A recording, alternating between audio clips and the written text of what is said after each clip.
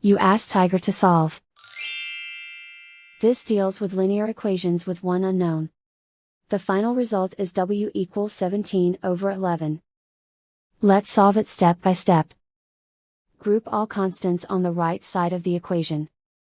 Subtract 5 from both sides. Group like terms. Simplify the arithmetic.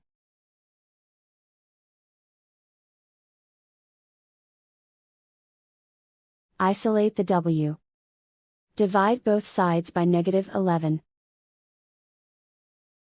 Cancel out the negatives. Simplify the fraction. Cancel out the negatives. And so the final result is W equals 17/11.